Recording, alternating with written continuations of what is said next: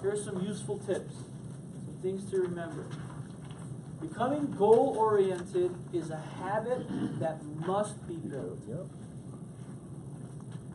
Every trainee is different. We must work to find what they believe is realistic. It's not hard to do. You start to get to know someone, and you hear things from them, right? What's bothering them, and you hear things from them as far as what income potential they might expect. There's no right or wrong. It's wrong if we don't identify what it is. We have to identify it, and then we must work to find what they believe is realistic yet challenging. And then what we do is we find a goal that's suitable for them. Okay? A goal that is suitable for anyone on the subject of goal setting is it's just above your skill set. But you know you can do it. Okay? It's important to have long-term goals, mid-term goals, and short-term goals. And with goal setting, we have to begin with the end in mind. So for example, $15 million under management. Let's say you're dealing with an investment advisor representative, and they like this idea of assets under management. Well, if you have $15 million under management, that's going to pay you roughly, anybody? A year? If you're an SMD, you're maybe around closer to a six-figure income. Like clockwork. That's going to keep growing. Well, how do you get that? It seems like such a big number, right? Well, what you do is you break it down.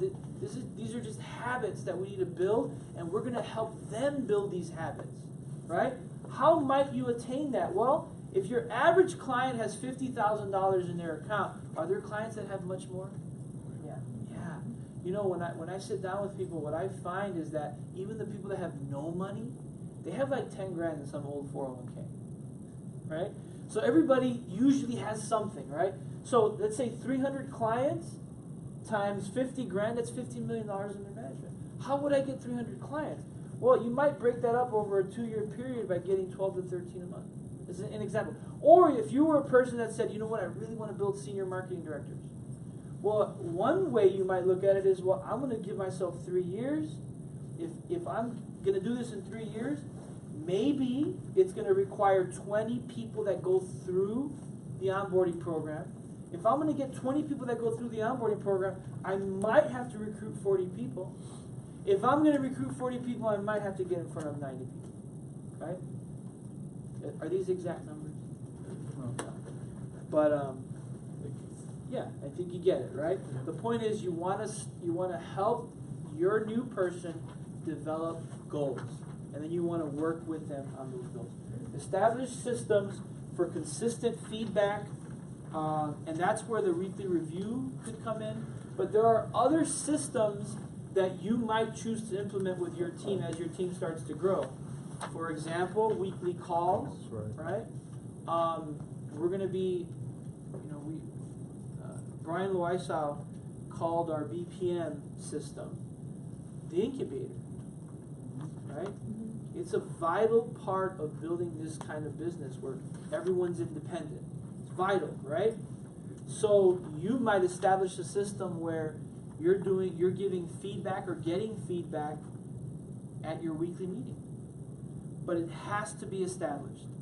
That's something that you, in my opinion, you have to be firm about. There has to be something established, and that's why I like the weekly review, because if you miss something, you're gonna be able to tackle it during that weekly review. All right, just a little bit about tracking growth. When performance is measured, performance improves. So for those of you who keep telling yourself that's all you're doing, if you keep telling yourself you're not technologically set, just stop telling these stories to yourself. Building a spreadsheet is a vital key life skill. It's not hard to do. It just takes practice. Well, I don't know where to go. I don't have Excel. You go to Google Drive and you could build a spreadsheet. Or you get Excel. but you learn how to build spreadsheets to properly keep track of things. And then I highly recommend the notebook, bless you, for to-do lists, project, follow-up activity. We might get rid of this here at the end, at the bottom here, but I just wanted to give a couple of quick examples of, a spreadsheet and some to-do lists. All right? So, there are two things that we're going to get printed. We're going to get this printed I'm going to get it professionally done. And if you want one, you don't have to have one. You could use the black and white, by all means. I'm going to get it done for me. And if you want one, and I'm going to make a few, obviously. If you want one, let me know. I'm also going to get the WFG platform. I'm going to get this printed and laminated. If you've been to Todd's office and you've seen that laminated one, this is just an updated version. That's all this is. Yeah, Frank. I'm not sure if you noticed, but the titles are like transposed on Heartland and Transamerica. Yeah. On the top. You just got your title columns mixed. That's quick fix. See that? Oh, I see. Yeah. Yeah. Okay. Thank you.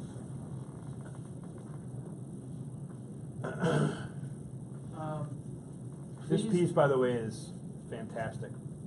Having this, so easy to explain the business to people with this. It looks sharp. Yeah, it does. Crisp. Very crisp. And leaves nothing to chance. Okay. So last thing I'll share. This is my number. So please, if you want one of these pamphlets and you want the laminated platform piece, let me know. Text me your name and what you want. Okay, so that way we include you in the order. Last thing, okay? There's a slightly different version, as I said, for already licensed people, right? This is what we're going to be, what I'm going to be running with. It's going to be tweaked as time goes on, right? There's definitely some room to add or take away from, different weeks, right? So, for example, if you feel it's appropriate for you to implement, something in week 2, go ahead and do it. But I highly suggest you do something that keeps you uniform. So the last thing I'll say here, it's something that I said in the beginning. If there's a reason that our reputation has suffered, it's because of the lack of uniformity. So it's not, you're not going to agree with every single thing, but I think we have to get, baseline uniform if we're going to be able to do something that we can be proud of going forward. All right? So good stuff. All right. Thank you, Robert. What do you guys think about all this stuff? Great. Get some feedback. Let's hear it. Anybody have anything they want to share? What do you think? Awesome, but that's great. But I mean, so specific, awesome.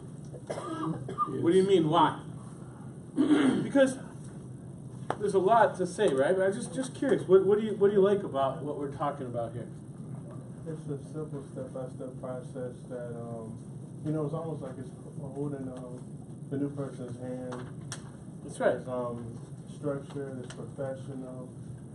It comes out very different. It doesn't come out multi-level marketing. It comes out very, at the same time, somewhat educational and professional at the same time. Yes, Mark. Outside of being duplicatable, what ends up happening is you really basically, you're creating a mindset, you're creating expectations for those individuals that are coming on board. So essentially, the onboarding program is just that. That's why it's awesome. Thank you, Joe. There's a sense of corporate professionalism in this. Absolutely. To feel professional? Yes. Like human resources. Hey, hey, here's this thing. When was the last time you brought in people to our business and they made like 20 solid contacts?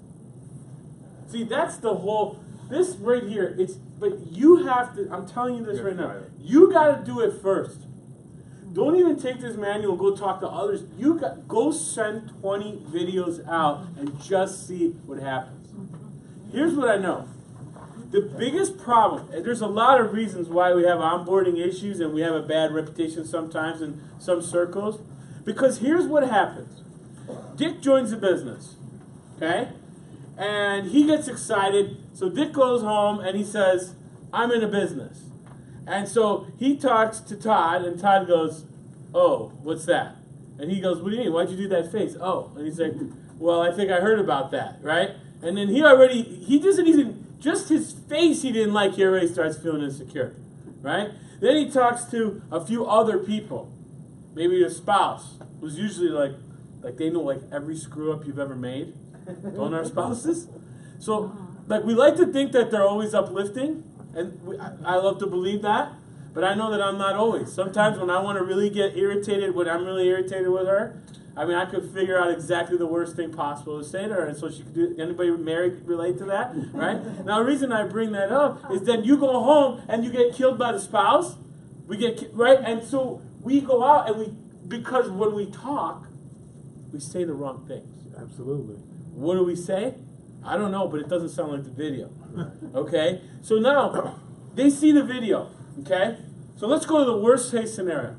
They see the video, they don't like it. What happens? They might not be interested in it, but they're not going to be like, this is horrible. I can't believe that you want to help people with their retirement. And you know what I mean? Like, the negativity of it is not going to be blowback that you joined Amway. And believe me, if you joined it and you had that experience, you understand what I'm talking about.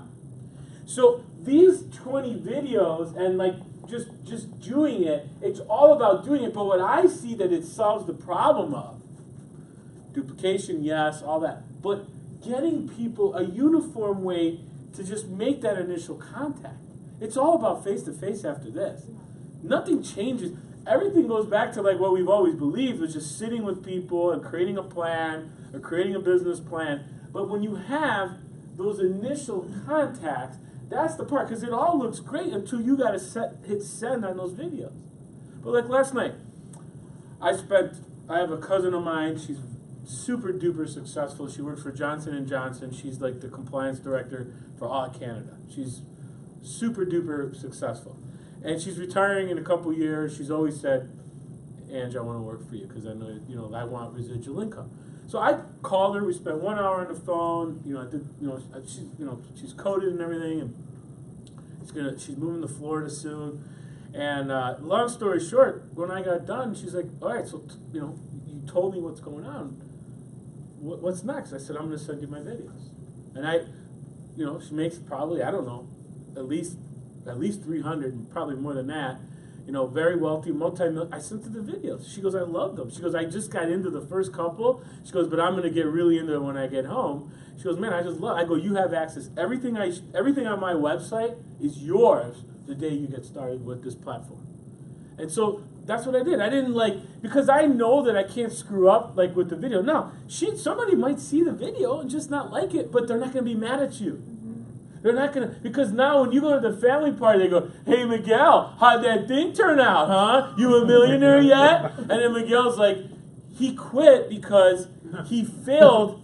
He goes, yeah, man, that thing was BS, right? Well, it really wasn't even BS. It's just that the first 10 people he talked to, he said the wrong thing to all 10 of them. All 10 of them rejected him. He didn't like the way rejection felt. So now when he goes and he sees a person that was part of that initial, they're negative together about it. That's when Swan used to say, you recruit 2 guys and 3 people quit. Right. Like that's what happens, right? It's the truth. That's what happens, right? Now I send a video and I don't care. It's the same reason I love Heartland, for a different reason. See, what I like about Heartland is I explain it to you. If you don't like it, I don't care. You're not going to be mad at me for talking to you about it. But if I promise you that you're going to be on a yacht someday, and I show you a guy with a sailor's hat on, and that you're going to be a millionaire in 2 weeks, Bitcoin guys, all these Bitcoin people, where's it at right now? I don't know. But it ain't at 18,000, I know that. Because it doesn't make any freaking sense, right? I don't know. That's a whole nother subject. But that's the mindset that people have, right? And so with the videos and with this whole system, I love it for the duplication, I mean, all that. But it's all about getting that week one, and it's all about when you're sitting with them, how can you have confidence or the courage to tell someone to send a video if you have never sent one? Right? So start with that. And honestly, Robert, you're like a different person. That was just so clear, and I just see, I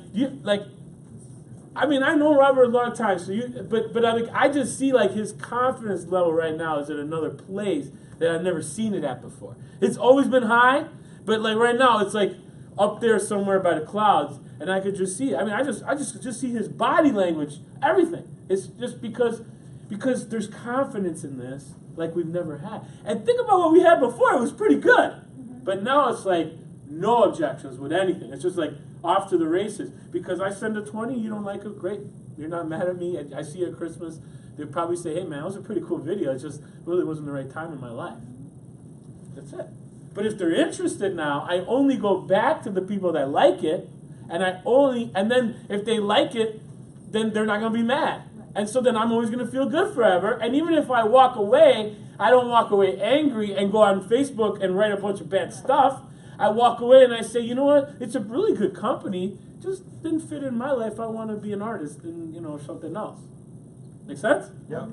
Okay. A couple quick things are important to wrap up with the night. You've heard about the Big 4 training. I would